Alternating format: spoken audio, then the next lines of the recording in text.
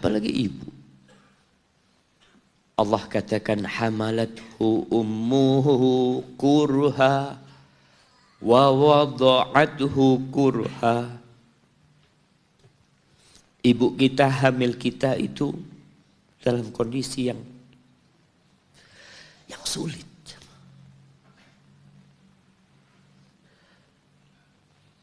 Ada ibu yang harus bed rest demi anaknya lahir. Demi kita lahir, ibu kita itu bed rest. Capek dikit keluar darah.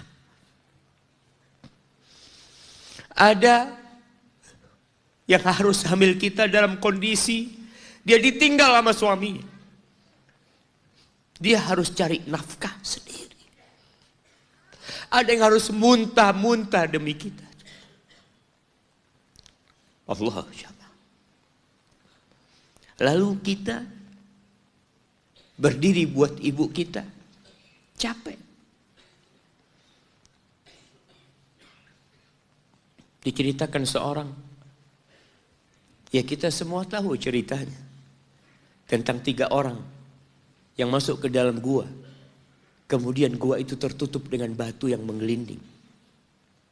Lalu mereka bertawasul dengan amal soleh mereka. Salah satunya yang mengatakan, Ya Rabbi, Allahumma, Ya Allah, aku punya 2 orang tua. Aku punya 2 orang tua. Yang aku senantiasa memberikan susu kepada keduanya sebelum keluarga yang lain minum susu. Dia sudah menikah, dia punya istri, punya anak. Pada suatu hari ya Allah, aku kejauhan cari rumput. Sehingga aku balik dalam kondisi orang tua sudah tidur. Maka aku pereskan susu buat keduanya ya Allah. Allah tahu, tapi dia mau cerita sama Allah. Dia ingin tawasul dengan amal soleh dia. Lalu aku taruh di wadah. Aku datang ke bapak ibuku, mereka tidur. Maka aku berdiri di hadapan kedua. Jamaah, bukankah bisa dia taruh di sebelah meja ibunya susu itu? Dia ambilkan meja, taruh di sana, dia bisa tidur. Dia sudah berbakti sama orang tuanya dengan seperti itu. Tapi anak ini tidak. Aku berdiri, ya Allah, aku gak ingin membangunkan keduanya. Dan aku terus berdiri, aku pegang itu susunya. Sampai mau subuh bangun, aku serahkan kepada kedua. Anak-anaknya nangis minta susu. Kata dia, lah, sampai bapak ibu aku minum. Kalian jangan minum. Kita kadang-kala sudah menikah lebih peduli sama istri kita. Lebih peduli sama anak-anak kita. Nggak ada hadis yang mengatakan anak itu pintu surga, jemaah. Yang ada itu orang tua pintu surga. Kita peduli sama anak-anak kita. Beli oleh-oleh buat istrinya. Ditelepon istrinya mau apa, kepingin apa. Pernahkah engkau telepon ibumu? Tanya Umi kepingin apa Umi? Ana lagi dalam perjalanan Umi. Jamaah. Itu anak Masya Allah. Dia berdiri. Kenapa dia kuat jamaah? Karena dia tahu Allah yang nyuruh dia berbakti.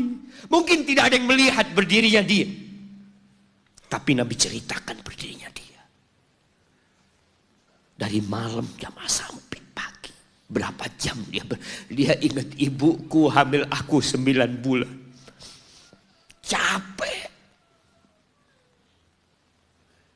Ana semakin tahu dengan tugas besar seorang ibu dan pengorbanan seorang ibu. Setelah Ana menikah.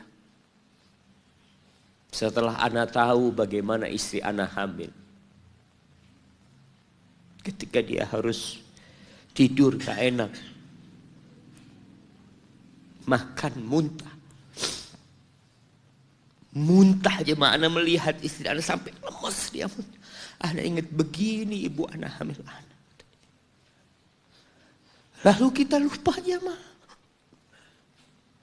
Kita sok sukses. Mungkin engkau lebih sukses dari orang tuamu.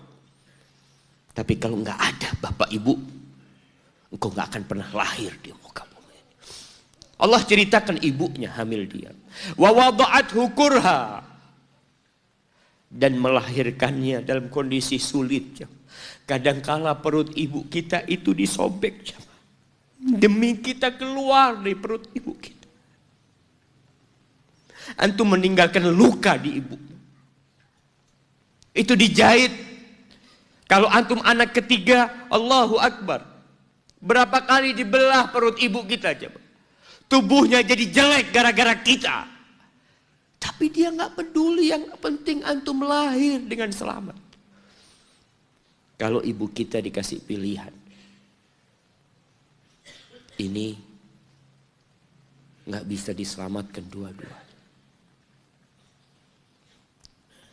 Salah satunya akan meninggal dunia. Kira-kira apa kata ibu antum? Iya, nggak apa-apa dok, selamatkan bayinya dok. Nggak apa-apa dok, biar dia lahir dok. Subhanallah. Berapa banyak ibu yang meninggal dunia ketika dia melahirkan anak.